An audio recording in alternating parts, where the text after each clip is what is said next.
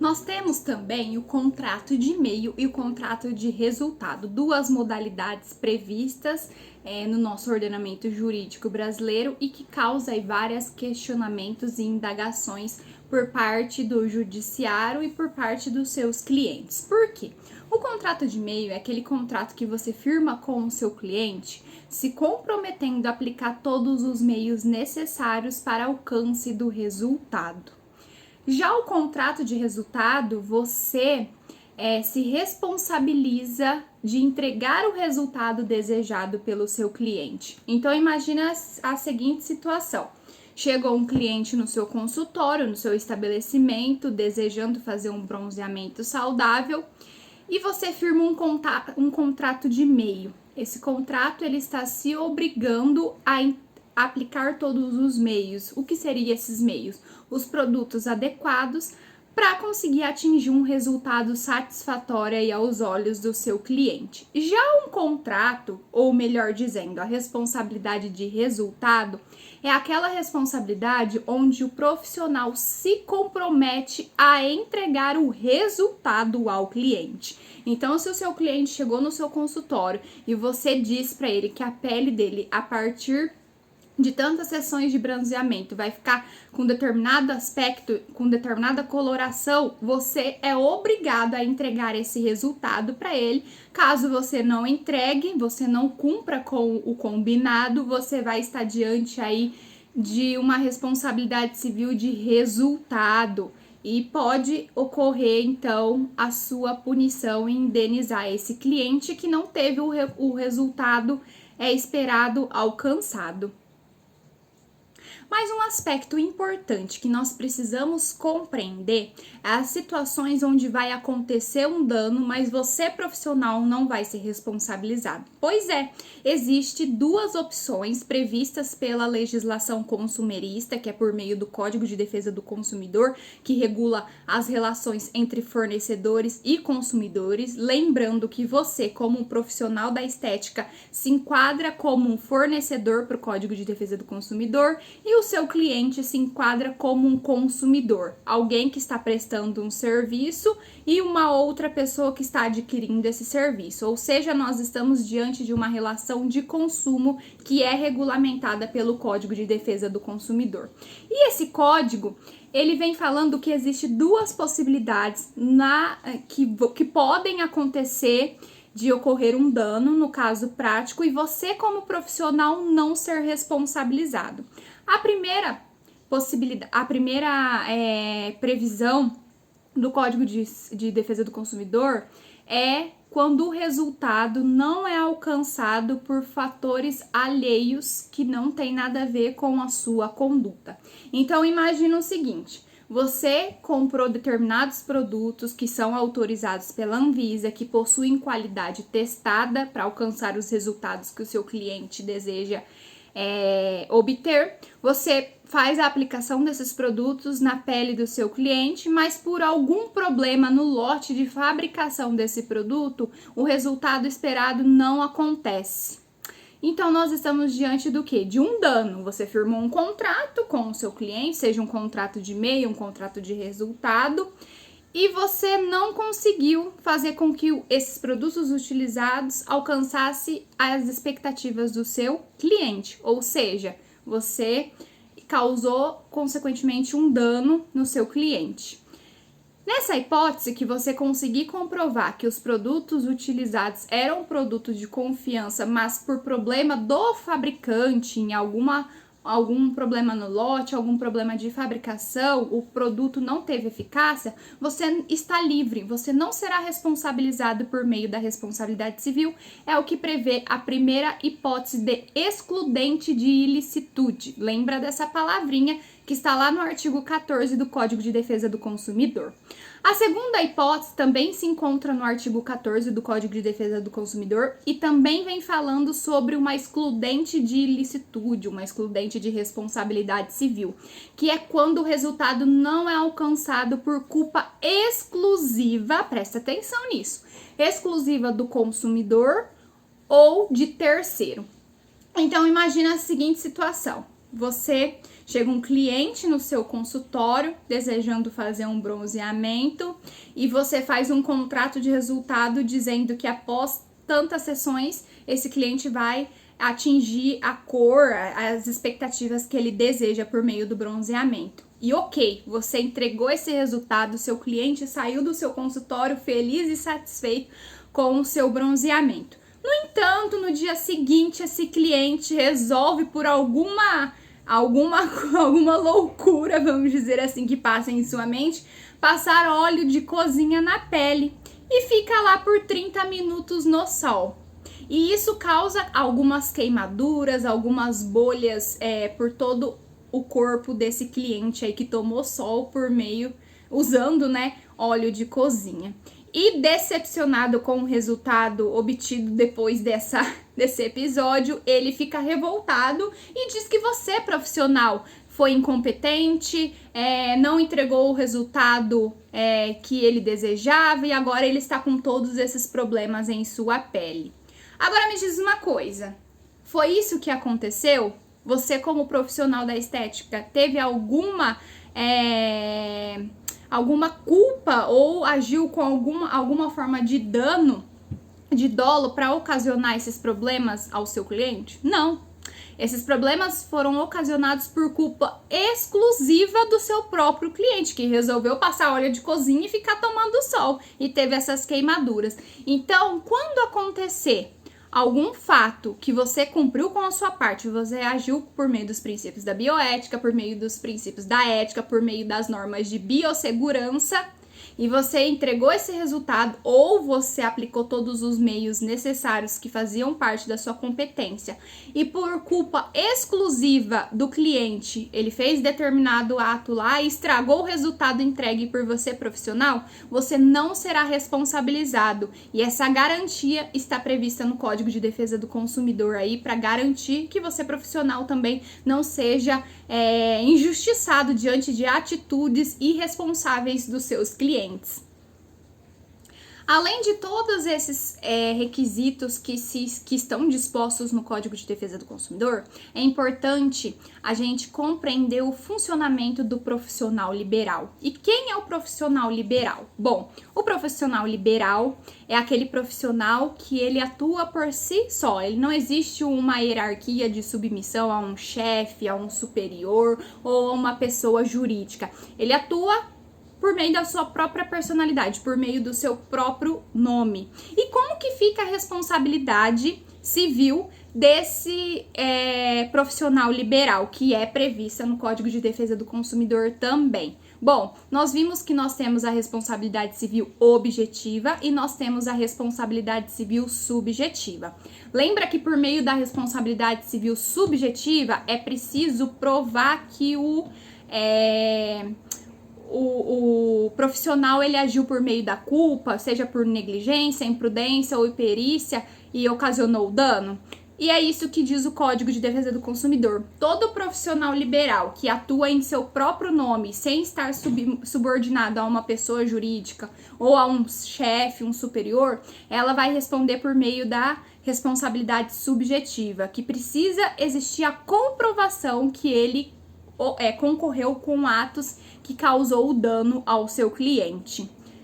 E outra coisa também muito importante que você, como profissional da estética, precisa conhecer é os direitos dos consumidores. Direitos esses também previstos na legislação consumerista por meio do Código de Defesa do Consumidor.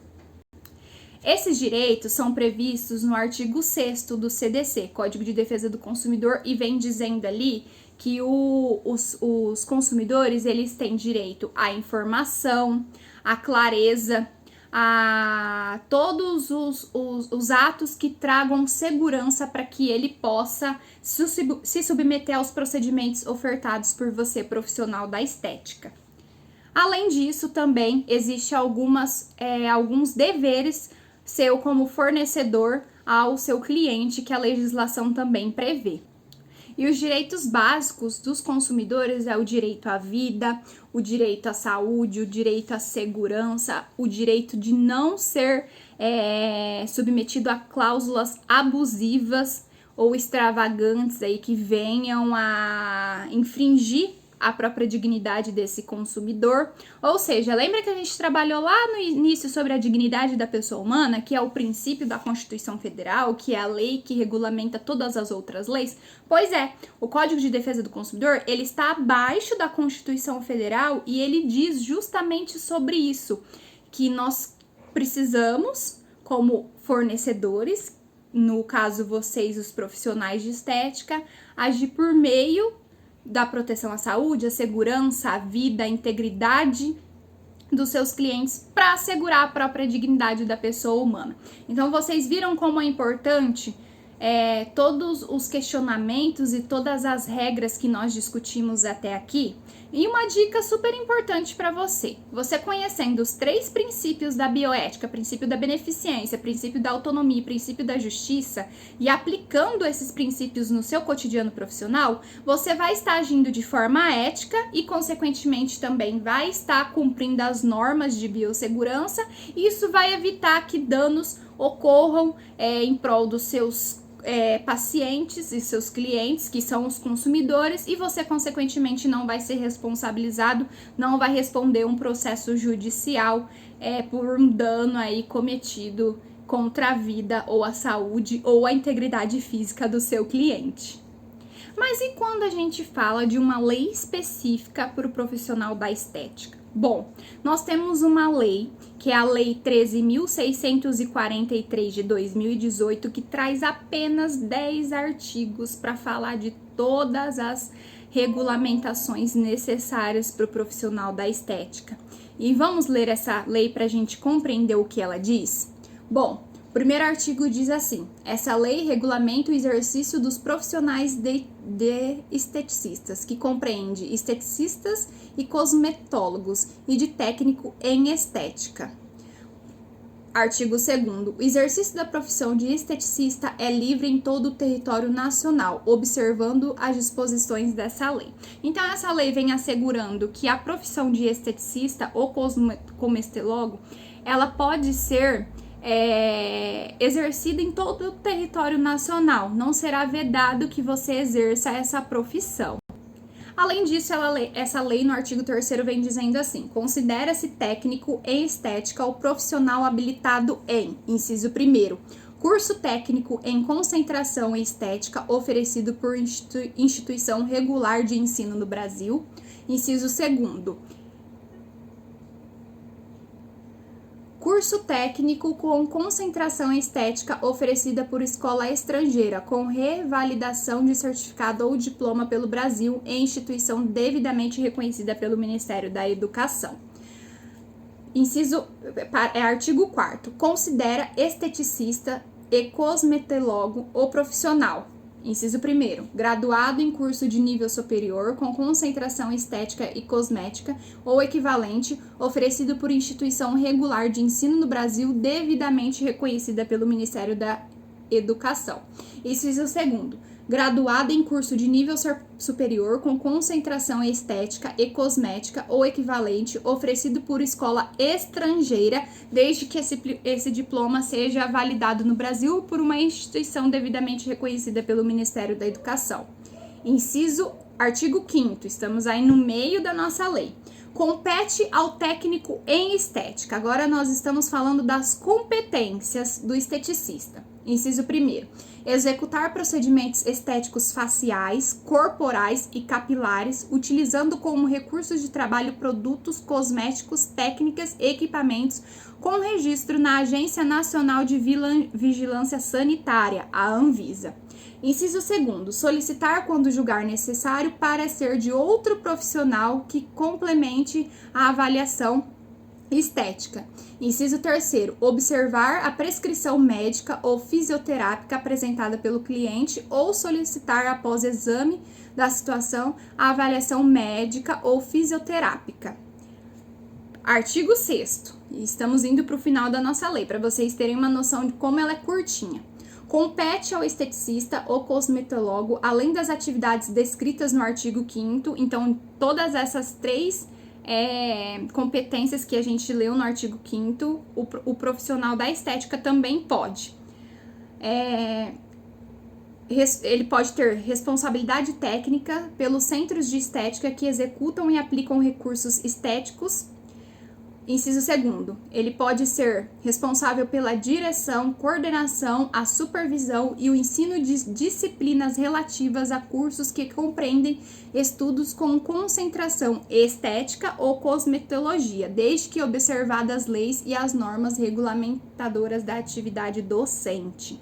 Inciso 3º, o esteticista também pode participar de auditoria, consultoria e assessoria sobre cosméticos e equipamentos específicos de estética com registro na Anvisa. Inciso 4º,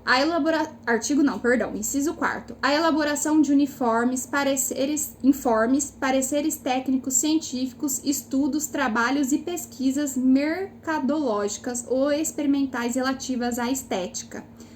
O profissional da estética também pode fazer isso. Inciso 5º, a elaboração de programa de atendimento com base no quadro de clientes, estabelecendo as técnicas a serem empregadas e a quantidade de aplicações necessárias. Inciso 6º, do artigo 6º. Observar a prescrição médica apresentada pelo cliente ou solicitar após avaliação da situação prévia prescrição médica ou fisioterápica. Agora, o artigo 7º.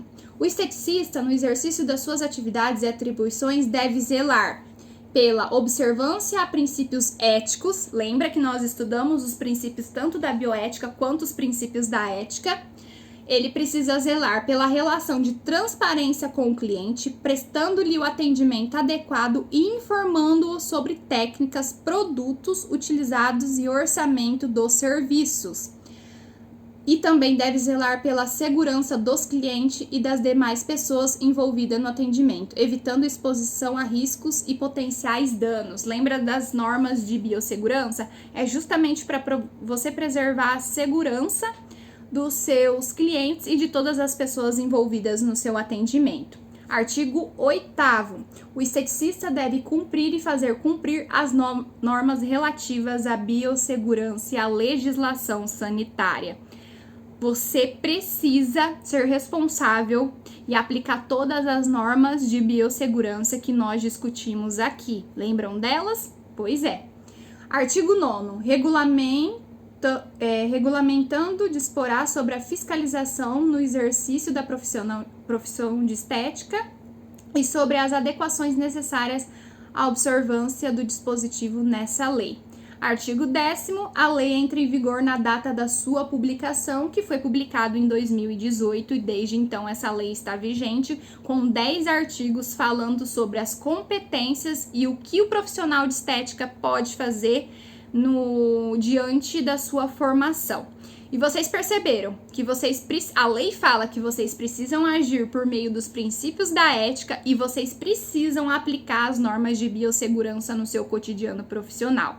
Por isso, então, tão importante você compreender não só a bioética, as normas de biossegurança, os princípios da ética, mas você também saber que existe essa legislação em âmbito nacional que regulamenta todos os profissionais de estética e que essa legislação vem falando de tudo que nós estudamos até aqui para vocês terem uma noção da importância de compreender todos os assuntos aqui elencados. Eu espero que você tenha gostado e você tenha compreendido um pouquinho sobre a legislação da estética. Até mais!